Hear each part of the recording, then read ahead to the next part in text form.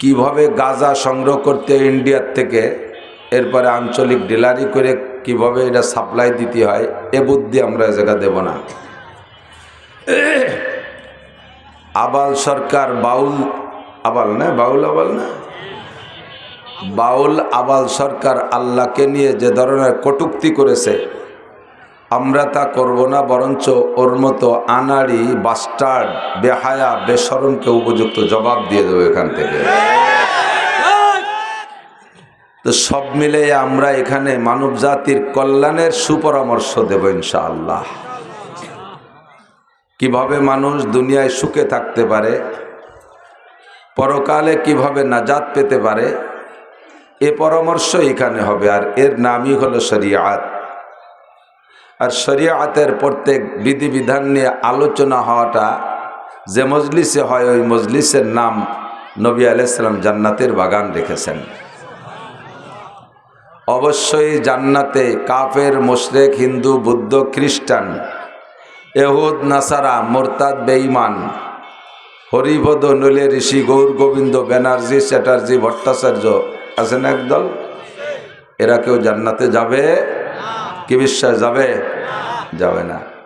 জান্নাতে যাবে কারা? আবু বকর, উমর, উসমান, আলী, তলহা, জুবায়ের, বিলাল, আম্মার, সোহাইব, আব্দুল্লাহ ইবনে ওমর, আব্দুর রহমান ইবনে আবি বকর, জামাল উদ্দিন, কামাল উদ্দিন, আব্দুর রহিম, আব্দুর রহমান, আয়েশা, ফাতেমা, খাদিজা, রহিমা, মারিয়া, মাসিয়া, এই নামের মানুষগুলোই জান্নাতে যাবে। আর আমরাই এই নামের অধিকারী। কথা বলুন ঠিক না? হরিপদ নামের কেউ আছেন নাকি এর মধ্যে? হিন্দু ভাইরা কেউ থাকলে হয়তো আর শুনতে অনেক সময় আসে, আমাদের ভক্ত আছে, মোহাব্বত করে, তো তারা আসে আল্লাহর কাছে দোয়া করে, আল্লাহ তাআলা যেন যদি কেউ এসে থাকে এখানে, তাকে যেন হিদায়াত নসিব করে, তাকেও যেন এই মজলিসের বরকতে আমাদের সাথে জান্নাতে যাওয়ার যোগ্যতা দান করে। তো আমরা এখানে যারা আশেপাশে আসি, বাজার মেলে, মাহফিল উপলক্ষে একটা মেলা মেলে, যথেষ্ট খাদ্য খোরাক আসে। এ খাবারগুলো আজকে না খাইলে আগামীকাল তো এগুলো দুনিয়ার কোথাও খুঁজে পাওয়া যাবে না। যদি পাওয়া যায় তা আজকে সেই জায়গা আড্ডা না করে এই মাহফিল আবার কাল থাকবে না, এটা আজকে পর্যন্ত শেষ। যেটা আজকেই শেষ সেটাকে আজকেই ধরে নিতে হবে, যেটা পরবর্তীতে পাওয়া যাবে সেটা পরবর্তীতে খুঁজে নেব, আজকেরটা আজকেই ধরে নেব। এটাই জ্ঞানীর পরিচয়, ঠিক না?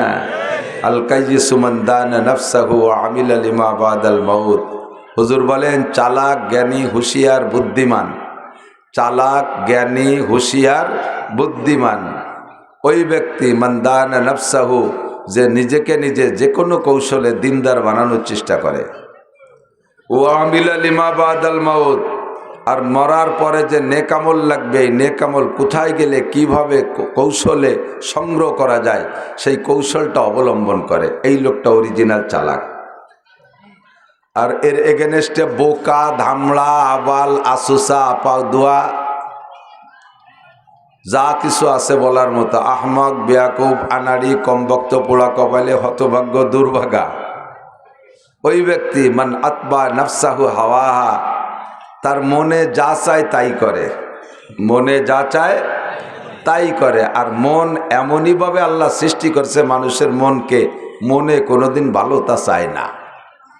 কতক্ষণ আলেম বলেন, পীর বলেন, মাশায়েখ বলেন, পাবলিক বলেন, যেই বলেন না কেন, মনের ভিতরে একটা টান সবসময় খারাপের দিক থাকে। একটা নাপাক গান যদি কানে উড়িয়ে আসে, মনরে বুঝাই যে মনে শোনা তো না যায়, তারপরও কানে কয় ভালোই তো শোনা যাচ্ছে, এটা আস্তে আস্তে আটি একটু শুনতে যাই। আমারও মনে কয়, আপনারও মনে কয়, মনে কোনোদিন ভালো তা চায় না। আর কপাল পোড়া বোকা হতভাগ্য সে মান আতবা নাফসাহু হাওয়াহা, তার খাহেসাতে নফসানিতে যা চায়, যা মনে চায়, মদ খাইতে চায়, বিড়ি খাইতে চায়, গাঁজা খাইতে চায়, সুদ খাইতে চায়, ঘুষ খাইতে চায়, আজে বাজে ছবি দেখতে মনে চায়, এগুলো যা মনে চায় তাই করে। ফাঁকে ফাঁকে ওয়াতামান্না আলাল্লাহ, আর আল্লাহর উপরে আশা করে বসে থাকে, আল্লাহ ভেস্তে না দিয়ে পারবে না। আল্লাহ কয় পারবো না, না পারবো, পারার সময় দেইস, যখন পারাপারির দিন আসবে সেই দিন দেখিস পারি না পারি, কি করতে পারি। আমার এক নাম যেমন রহমান, আমার এক নাম যেমন রহিম, আমার এক নাম যেমন গফ্ফার, আমার এক নাম যেমন গফুর, আমার আরেকটা নাম কিন্তু কহ্হার। আরেকটা নাম কি? কহ্হার। আমার গফ্ফার নামও আমার নাম, গফুর নামও আমার নাম, মানে পরম ক্ষমাশীল। রহিম রহমান পরম দয়াশীল, এটা আমার নাম। আবার কহ্হার চরম কি বলা হয়, চরম রাগী, চরম শক্ত, চরম কঠোর, এটাও কিন্তু আমার নাম। আমি কয়টা নামের আত্মপ্রকাশ করবো আর দুই একটারে বাদ রাখবো, ওই স্বভাব আমার না। যেটা যখন আসে তখন সেইটি দিয়ে আমল করব। তো যখন কহ্হার নাম দিয়ে ধরা শুরু করব, তখন তুমি বুঝবা যে তুমি মনচাহি জিন্দেগি করছো আর আমি তোমারে অনায়াসে ছাড়িয়ে দেব, অত সস্তা না। কথা বলেন ঠিক না? এই শর্মিলা মহিলা হাসান হুসাইনের মা, শেরে খুদা আলীর স্ত্রী, বিশ্ব নবীর কলিজার টুকরা মেয়ে, পর্দা কি বলা হয় সরবের একেবারে শীর্ষ গোল্ডেন এ প্লাস প্রাপ্ত মেয়ে। এই মেয়ের কাছে জিজ্ঞাসা করছে, বাপ নবীতে মা স্বামী ছাড়া কতদিন থাকতে পারো? এটাতে একান্ত আভ্যন্তরীণ গোপন কথা। হযরত ফাতেমা লজ্জায় মাথা লুকিয়ে ঘুমটা মুড়ি দিয়ে বসে রয়েছে। আব্বা এতদিন পর কি জিজ্ঞাসা করলেন? এটা তো মারা জিজ্ঞেস করতে পারে, আপনি আব্বা হয়ে কিভাবে জিজ্ঞেস করেন? কয় ও মা, তোমার মা তো খাদিজা বেঁচে নাই, কাজেই তোমার কাছে আমার সরাসরি জিজ্ঞেস করতে হবে। এখান থেকে শরিয়াত গঠন করা লাগবে। যদি আমি এই কথাটা গোপন করি আর তুমি লজ্জায় চেপে যাও, মাসালাটা লুকায় থাকবে, মাসালাটা কোনোদিন আত্মপ্রকাশ করবে না, সাহাবায়ে কেরাম আর মাসলা খুঁজে পাবে না, উম্মতে মহা বিপদে পড়া যাবে। কাজেই বলো মা, বলো কতদিন স্বামী ছাড়া থাকতে পারো? ফাতেমা লজ্জায় না বইলা ঘরে চলে গেছে। মা ছিলেন আয়েশা, ফাতেমার বয়স আবার আয়েশার চেয়ে বেশি। ফাতেমা আয়েশার চেয়ে মেয়ে হয়েও বয়সে বেশি, তবুও তো মা মহিলা মানুষ। আব্বাই জিজ্ঞেস করছে নাসরবান্দা, মায়ের কাছে যে বলতেছে, আম্মু আপনি আব্বুকে বলে দেন আমি আমার স্বামী ছাড়া 4 মাস পর্যন্ত, আমি আমার স্বামী ছাড়া 4 মাস পর্যন্ত দূরে থাকতে পারি। 4 মাসের পরে যাইয়া আমার স্বামীর শখ আসে, স্বামীকে কাছে পাইতে শখ হয়। 4 মাসের পরে যে আমার ভিতরে অস্থিরতা আসে। নবী আলাইহিস সালাতু ওয়াস সালাম আয়েশা রাদিয়াল্লাহু তাআলা আনহা নবীকে বললেন, ফাতেমা বলেছে 4 মাস পর্যন্ত ধৈর্য ধারণ করে থাকতে পারে। বাস নবী আলাইহিস সালাতু ওয়াস সালাম সাহাবায়ে কেরামদের জন্য বাইরে দূরে চাকরির জন্য সর্বোচ্চ টাইম 4 মাস ধার্য করলেন। 4 মাস শেষ হওয়ার আগেই যে যত দূরে থাকুক তারে ছুটি দিয়ে বাড়ি পাঠাইতে হবে। সেখান থেকে আমাদের মুরব্বীরা তবলিগের টাইম কয় চিল্লা? জোর হলো না? কয় চিল্লা? আর একটু বলেন কয় চিল্লা? 3 চিল্লায় কয় মাস? 3 চিল্লায় কয় মাস? 4 মাসে ঠিক করা হয়েছে। আল্লাহু আকবার। ফাইল্লাম তাফাল ফামা বাল্লাগতা রিসালাতা। এই গোপন মশলাগুলো যদি নবী ওখানে প্রকাশ করে না যাইতেন, তাহলে আমরা এখন বিভ্রান্তের মধ্যে পড়ে যাইতাম, মশলাগুলো কোথায় খুঁজে পাইতাম? নবী আলাইহিস সালামকে বলেন, হে নবী, আপনাকে ভাবে বয়ানের জন্য পাঠিয়েছি। ইয়া আইয়ুহার রাসূল, ইয়া আইয়ুহান নাবিয়্যু, হে আমার প্রিয় নবী, ইন্না আরসালনাকা, নিশ্চয় আমি আপনাকে প্রেরণ করেছি, শাহিদা ওয়া মুবাশশিরা ওয়া নাযীরা ওয়া দাইয়ান ইলাল্লাহি বিইذনিহি ওয়া সিরাজাম মুনীরা। একটু জোরে বলি আল্লাহু আকবার। হে নবী, আপনাকে দুনিয়ায় পাঠিয়েছি উম্মতের মধ্যে অনেক কাজ দিয়ে। তার ভিতরে এই আয়াতের ভিতরে 5টা গুণের কথা আছে, 6টা গুণের কথা আছে। 1 নম্বরে ইয়া আইয়ুহান নবী, আপনাকে নবী হিসেবে পাঠিয়েছি। নবী হওয়ার পরে আপনার কাজ হলো, আপনাকে প্রেরণ করেছি শাহিদান, খেয়াল, শাহিদান, উম্মতের পক্ষে বিপক্ষে কিয়ামতের মাঠে সত্য সাক্ষ্যদাতা হিসেবে আপনি যেভাবে সাক্ষ্য দিবেন, আমি কিয়ামতের ময়দানে ওইভাবে বিচার করব। আপনি যার পক্ষে বলবেন ওরে আমি ছেড়ে দেব, আপনি যার বিপক্ষে বলবেন তাকে আমি ধরে ফেলবো। নবী আলাইহিস সালাম সাক্ষী দিলে বা না দিলে উম্মতে কে কোথায় কি করে, বান্দারা কে কোথায় কি করে, আল্লাহ দেখে কি দেখে না? যুবক বলো, দেখে কি দেখে না?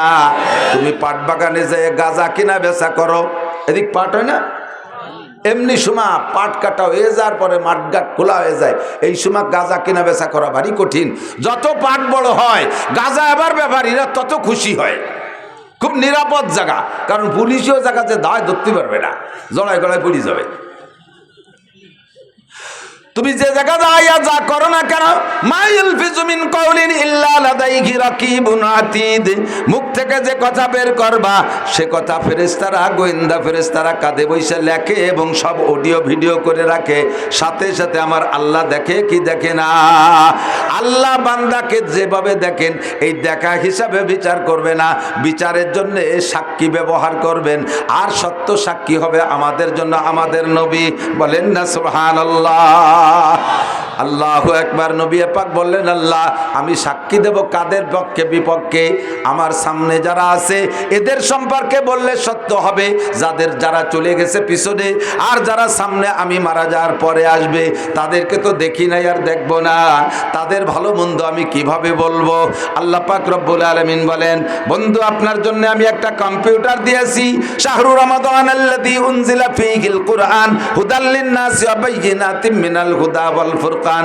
আপনাকে একটা কম্পিউটার দিয়েছি, ওই কম্পিউটারের ভিতরে আদম থেকে নিয়ে নয়, শুধু আমার সৃষ্টির সূচনা থেকে নিয়ে আপনি পর্যন্ত, আপনি থেকে কিয়ামত পর্যন্ত যা ঘটেছে আর ঘটবে, যা এসেছে আর আসবে, যা আবিষ্কার হয়েছে আর হবে, যা ছিল না আর যা কি বলা হয় হবে, এই সবগুলো ওই কম্পিউটারের মধ্যে আছে।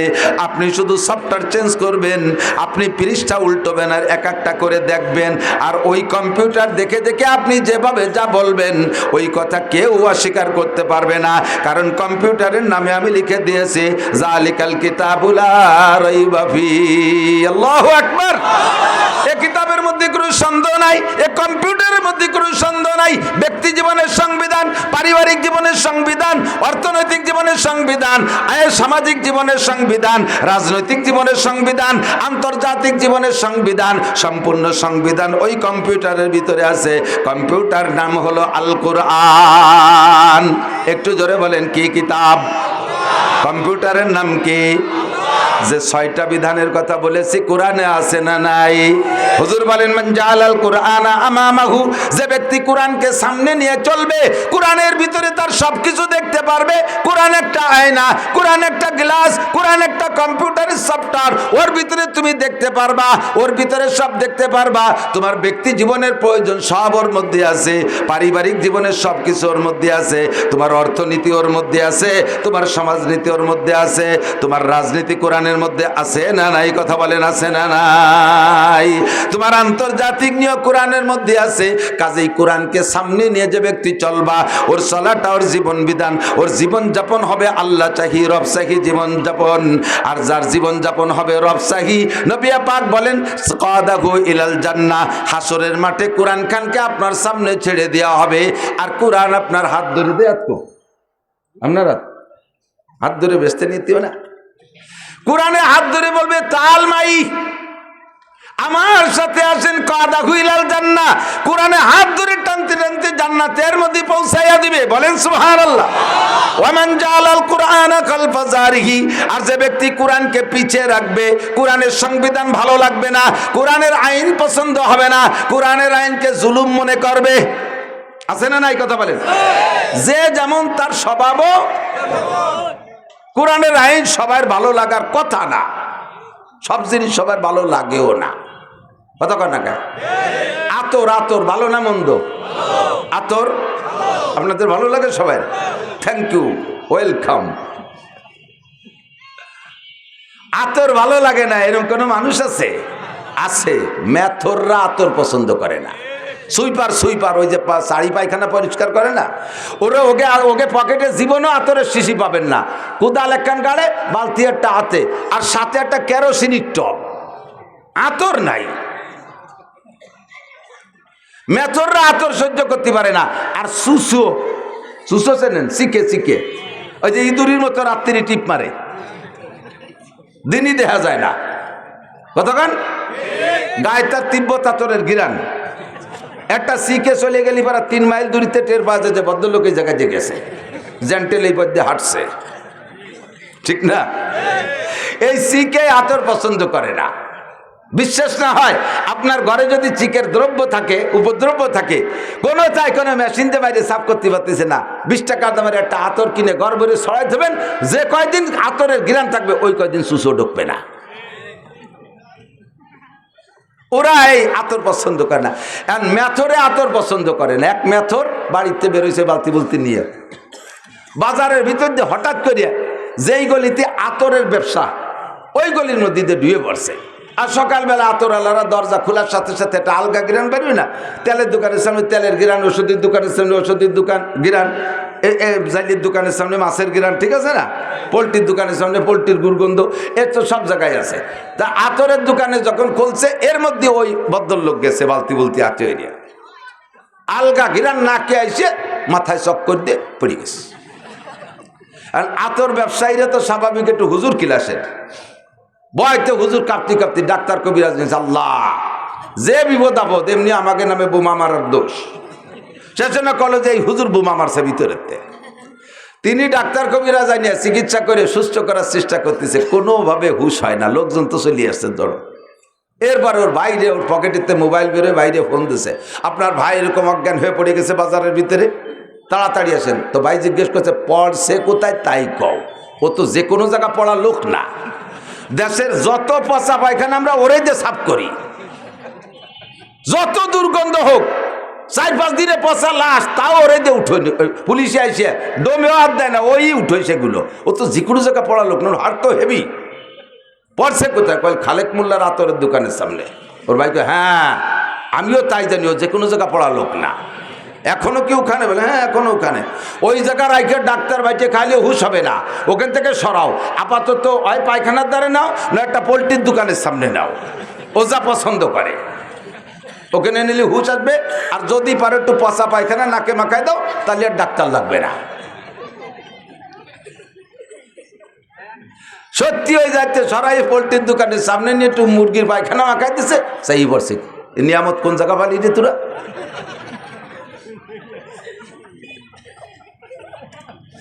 কদরে গৌহর সাবদান দিয়া বিদানাত জওহারি, কদরে গৌহর জাব সাবদান দিয়া বিদানাত জওহারি, কদরে গুলবুল বুল বেদান দিয়া বেদানাত সাপরি। ও দোস্ত, আতরের মর্যাদা সবাই বোঝে না। মেথরে আতর পছন্দ করে না, সিকে সুসয় আতর পছন্দ করে না। কিন্তু তাই বলে কি আতর ভালো না মন্দ? মন্দ না ভালো? আল্লাহ পছন্দ করে। নবী পাক বলেন হুব্বিবা ইলাইয়া মিন দুনিয়াকুম সালাস, এই দুনিয়ার কিচ্ছু আমার ভালো লাগে না, এই দুনিয়ার কোনোটা ভালো লাগে না, মাত্র 3টে জিনিস ভালো লাগে। তার ভিতরে 1 নম্বরে আত্মীব, হুজুরকে আমার সুগন্ধি ভালো লাগে, আবার আতর ভালো লাগে। নবী পাক রাস্তায় দিয়ে বিনা আতর মাখানোতেও যদি কদ্দুর হেঁটে যাইতেন, 3-4 নাম সিরাত, ওইটার নাম পুল সিরাত, ওইটা পার হয়েও পার যেতে হবে। চুলের চাইতে চিকুন, হীরার চাইতে দার। শুনতে শুনতে কান তেলশাক হয়ে গেছে, এখন আর ওই কথা ভিতরে হিট করে না। চুলের চাইতে চিকুন, হীরার চেয়ে ধার। 2-4 কদমের পথ না, উঠতে 10,000 বছরের পথ, সমতলে 10,000, নামতে 10,000, 30,000 বছরের পথ। আরে আমাদের বাংলাদেশে বিভিন্ন খাল কুয়োর উপরে সাঁকো থাকে, বাঁশের চার থাকে সাঁকো, হ্যাঁ, পায়ের নিচেরটা যদি একটু দুর্বল দুর্বল ভাব হয়, হাতে ধরার একটা থাকে, ওইটা ধরে নাড়ায় চাড়ায় দেখে যে তলেরটা ভাঙ্গিয়ে গেলে ওইটা ধরে ঝুলতে ঝুলতে জাতি করবে। এই ফুলসিরাতের গুড়ায় যে দেন যে নিচের ডার ওই অবস্থা, ওদিকে ধর্নার বাসই নাই, বয়তে চক্ষু বন্ধ করে বসে পড়ে, ও খুদা এবার না হলি বলে বেচতে নাই তোমার ফেরেশতারা করলে, সত্যি নাকি আল্লাহ? কয়ে হ্যাঁ সত্যি না, তো কি উপার ছাড়া বেচতে নেই, এক পাশে কোনো বেচতেই রাই নেই। এই তো পার হওয়া কোনো মতো সম্ভব না। চোখ বন্ধ করে বয়তে আমল নামা কোলে নিয়ে জিম ধরে বসে রয়েছেন। এখন কিছুক্ষণ বসে থাকার পরে কয় যে পার না হলে বেচতে যদি যাই না যায়, বসেতে তো লাভ নাই, দেখি হামাগুড়ি দিয়ে কোনো মতে গড়িতে গড়িতে যাওয়া যায় নাকি।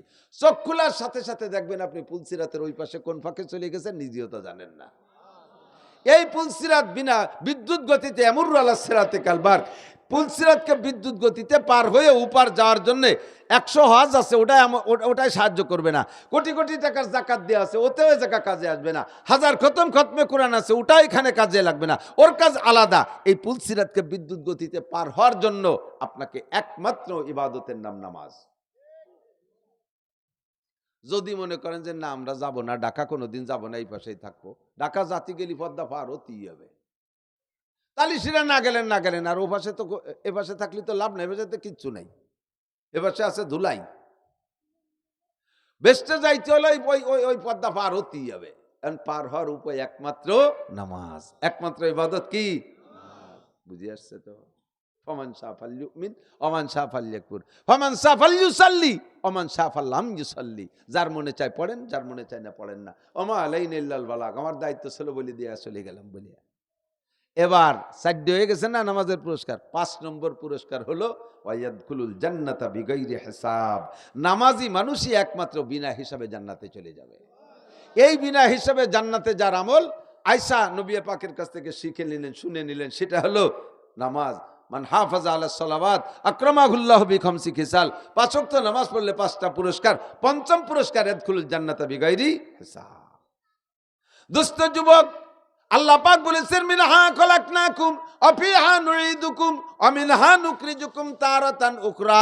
এই দুনিয়ায় আমার জিন্দেগি জীবন পর্যন্ত শেষ যদি হইতো অথবা মরা পর্যন্ত যদি শেষ হইতো, তাহলে আমরা ওয়াজের ময়দানে এভাবে গলা ফাটাফাটি করতাম না, আমরা চিল্লেপাল্লা করতাম না, বরঞ্চ আর সবাই যা বলে আমরা তার চাইতে বেশি বলতাম। চলো যাই কক্সবাজার যাই, চলো যাই কুয়াকাটা যাই, চলো যাই সরোয়ার্দী উদ্যানে যাই, চলো যাই আসতেছে সামনে 31st নাইট। সুবহানাল্লাহ, 31st নাইট খ্রিস্টানদের আবিষ্কার, নাসারাদের আবিষ্কার। 31st নাইট যদি করে মুসলমানের বাচ্চা রাত্রে আনন্দ উদযাপন করে আর পয়লা জানুয়ারিকে স্বাগতম জানায়, আল্লাহে নবী পাকের বক্তব্য, কিয়ামতের ময়দানে এই সমস্ত মানুষগুলো ইহুদ নাসারাদের সাথে জাহান্নামী হবে।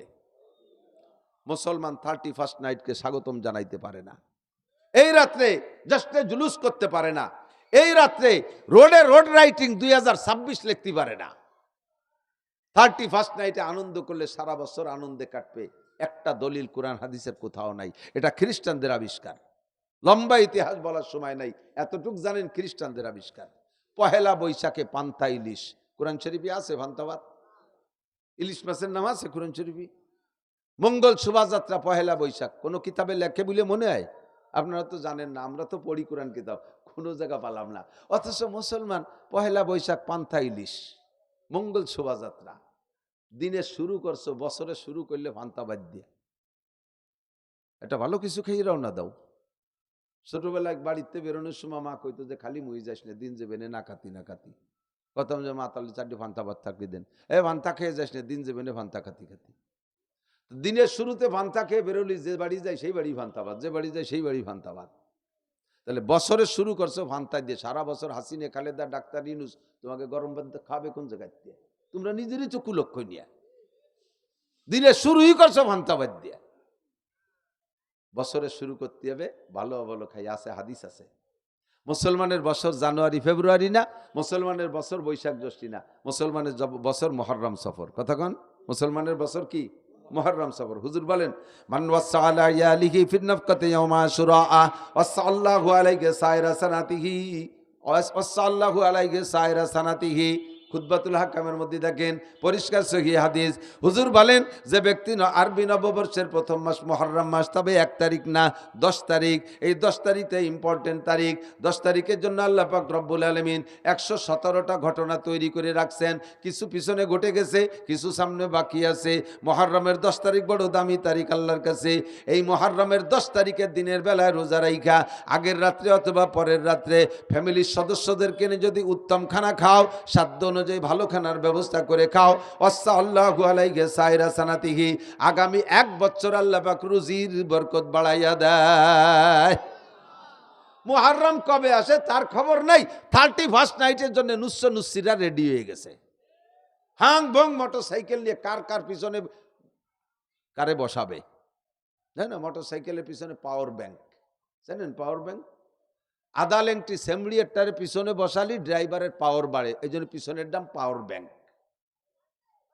এই পাওয়ার ব্যাংক বসাইয়া এই কুয়াশা শীতের রাত্রে চলে যাবে। এই সমস্ত ভাঙ্গা রাস্তাতে ফুসায় না, ভাঙ্গা মানে ভাঙ্গাতে ভালো রাস্তা, আরে ভালো জায়গা দিয়ে ভাঙ্গা রাস্তা, এইটুক কোনো মতে ঢাকটায় ঢুকরে পার হয়ে যাইয়া বাস শুরু হয়েছে 6 লেন, একে টানে চলে যাবে যাত্রাবাড়ি পোস্টগুলা। ওইতে আবার রাতভর মার্চ করে বেড়ে। আমার সাথে সামনে তো এগুলো সাক্ষাৎ পড়ে, দেখি খেলা কারে কয়। এরা জানোয়ার রে স্বাগতম জানাতে গেছে পহেলা জানুয়ার। হারাম হারাম। যুবক, যদি তুমি মুসলমানের বাচ্চা হও তাহলে তুমি এখানে যাবা না। আর যদি তুমি ইহুদ নাসারাদের কোনো কিছু ভিতরে তোমার মধ্যে ঢুকে থাকে কোনো কায়দায়, তাহলে তুমি জাতি পারো, তোমার অনুমতি আছে। আমরা এই জায়গা যারা আছি 31st নাইট উদযাপন করব না, 1 জানুয়ারিকে আমরা স্বাগতম জানাবো না, প্রতিজ্ঞা করা যাবে? দেখি কারা কারা। অনেকে একটু গুট হয়েছে, মানে আমি অর্ধেক পর্যায়ে ফিরে আসবো। টান টান নারায়ে তাকবীর। আল্লাহ হাতগুলোকে কাবার গায়ে পৌঁছাই দিও, রসুলের রওজায় হাত দেওয়ার তৌফিক দিও, সারা জীবনের সকল প্রকার কুসংস্কার থেকে ফিরে থাকার তৌফিক দিও, সমস্ত নোংরামি থেকে বেঁচে থাকার তৌফিক দিও। কিয়ামতে নবী পাকের সাথে হাতে মুসাফায় হাত মিলাই দিও। তোমার হাতের খানা এদের মুখে উঠে খাওয়াই দিও। পরাণ বইয়ের একটা দোয়া দিয়ে দিছি, এই দোয়া নিতে হবে। 31st নাইটে যাওয়া যাবে না। আমি সেবার আসছিলাম, আমার মনে পড়ে 31st নাইটে এই জায়গা কোন জায়গা, আরে বাবা এই খোদা বক্স রোড, এই যে মোড়ে মোড়ে মোড়ে লাইটিং লাইটিং লালে লাল হয়ে গেছে। এরা কি খ্রিস্টানরা করছে না মুসলমানরাও ছিল? মুসলমানরাও, বরঞ্চ মুসলমানরাই করছে, খ্রিস্টানরা এর মধ্যে আসে নাই। আমি বলতাম যদি কবর পর্যন্ত শেষ হইতো, হায়াত পাইছি পাইছি, কবর পর্যন্ত যাব তাও ঠিক আছে, মরণ পর্যন্ত যদি সমাপ্ত হতো, দোস্ত বলতাম চলো রাতভর 31st নাইট করি। 14 ফেব্রুয়ারিতে যা পরাণে চাই তাই করব। চলো যাই জঙ্গলের মধ্যে চলে যাই, জোড়ায় জোড়ায় যাইয়া তসবি তাহলিল করে আসি। এইভাবে আকাম কুকাম মদ গাঁজা ফেন্সিলিন হিরোইন মিরোইন যা পরাণে চাই আমিও খাইতাম, তোমাদেরকে পরামর্শ দিতাম। মুশকিল হলো মরা পর্যন্ত শেষ না, মিনহা নুখরিজুকুম। আর একবার যে বের করবে, আর বের করে সামনে দাঁড়াইয়া ইমিগ্রেশনে জবাব দেয়া লাগবে। ওই দিন জবাব দেয়া বড় কঠিন হয়ে যাবে। ফামান্নু হুসিবা নুকিসা, হিসাবের কাঠ গড়ায় দাঁড়াইলে বিপদে পড়িয়া যাইব। কথা বলেন ঠিক কি ঠিক না? এই জন্য আমার সব ভয় রয়ে গেছে। আল্লাহু আকবার।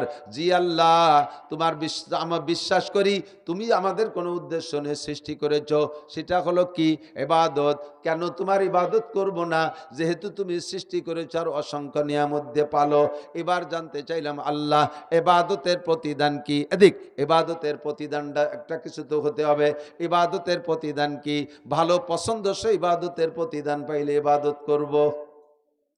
আল্লাহ পাক রব্বুল আলামিন বলেন প্রত্যেকটা ইবাদতের প্রতিদান আমি 2 দিক রেখেছি। আমার দিক প্রত্যেকটা ইবাদত, এমন কোন ইবাদত নাই যেই ইবাদতের প্রতিদান সম্পূর্ণ আখিরাতের জন্য রেখে দিয়েছি, দুনিয়ায় তার সাথে কিছুই নাই, এরকম নাই। যে ইবাদতই বলবা প্রত্যেকটা ইবাদতের খেয়াল করতেছেন না, মানে বুঝতেছেন না, প্রত্যেকটা ইবাদতের প্রতিদান আমি আল্লাহ 2 দিক রেখেছি। বড় অংশটা আখিরাতের জন্য, আর ছোট্ট একটা অংশ দুনিয়ায়। ছোট্ট যেটা তোমার দুনিয়ায় প্রয়োজন সেইটা, যেহেতু দুনিয়াও ছোট, এর হায়াতও ছোট, এই জন্যই তার প্রয়োজনও ছোট।